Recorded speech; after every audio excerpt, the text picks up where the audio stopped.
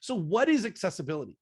Digital accessibility is a process of making digital products like websites, mobile apps, and PDFs and other digital tools and technologies accessible to everyone, which really means it's providing all users access to the same information, regardless of the methods they may use to perceive the content.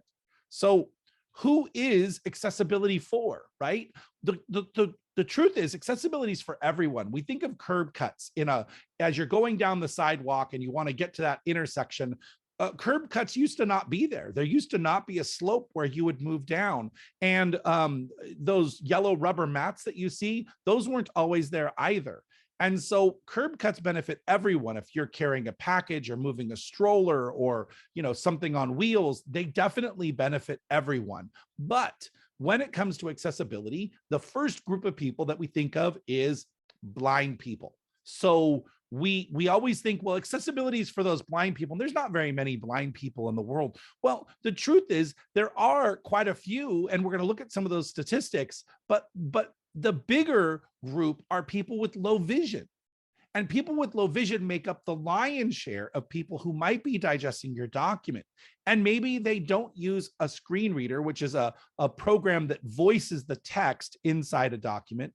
Maybe they use a screen magnifier that just makes it big. I know myself, I hold down Control and Alt and use my scroll wheel to zoom into my browser, my email, Teams chat. If somebody's sharing a video in Teams, you can actually use the Control Alt to zoom into their video to kind of to see what's going on. And I do that quite a bit because of my lower vision. The other type of person that might benefit from accessibility is people with mobility issues.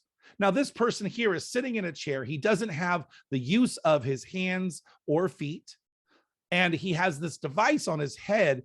And what you don't see is there's actually a small wand that goes in his mouth, and he's controlling his cell phone with his tongue on a small joystick that's in his mouth, because he can move basically like a swipe left or swipe right or scroll up or scroll down based on commands he's giving in his mouth. So being able to make sure that our document is navigable, that we can get to all the elements, really helps this type of person have a great user experience.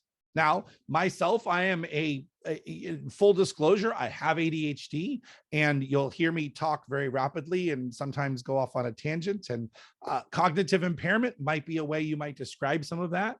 But cognitive impairment is one of the hardest disabilities to compensate for when it comes to document creation, because everyone's ability is different. The way I perceive color, the way I look at a document, the way I organize the content visually, mentally, all of those things can be different from person to person.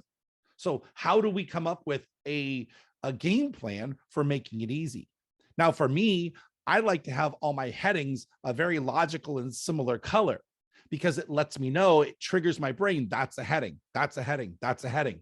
And when they're all different colors, it makes me start to go off on a tangent. Well, why is that one pink? And why is this one green? And why is that one blue? When the designer might have just simply did it because it was part of the brand colors and they just wanted to make it colorful.